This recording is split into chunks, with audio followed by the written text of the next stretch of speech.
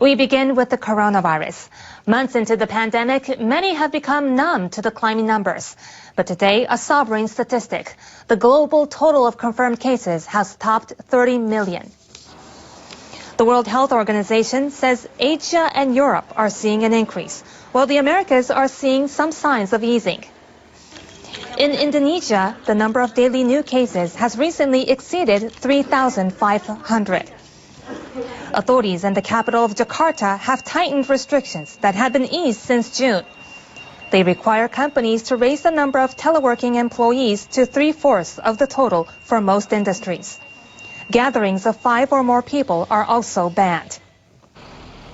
In Israel, where new daily infections have surpassed 5,000, a nationwide lockdown will be imposed again beginning Friday afternoon.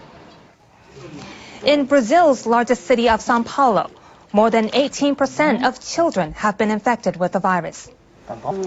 Local authorities had been planning to reopen public schools next month for the first time since mid-May. Now that's been pushed back to November or later. Deaths worldwide now stands at over 940,000, according to data collected by Johns Hopkins University in the U.S. The mayor of New York is trying something his big city American counterparts are not even attempting. Bill de Blasio tried earlier this month to get students back into their schools, but he had to delay classes, and now he's done that again. NHK World's Catherine Kobayashi has the details. Custodians have been busy for months making sure their schools are safe.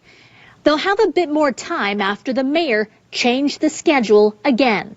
We are doing this to make sure that all the standards we've set can be achieved. The mayor has been determined to bring students back to classrooms closed by the coronavirus. He says the hundreds of thousands of children from low-income families need their teachers' help.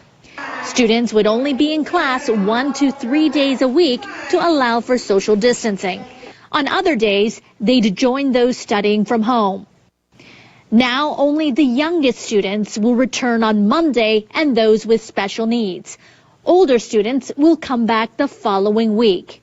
We're giving schools more staff, more time, and more support, and this helps us to have the strongest possible start to the most unconventional school year. Teachers say there are not enough of them to cover in-person classes and those online.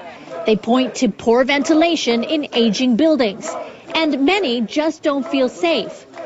If we're going to do this, we must make sure that we get this right. Many parents are exhausted after months inside with their children. They're outraged by the latest delay. It's a lesson, they say, in poor planning. Catherine Kobayashi, NHK World, New York.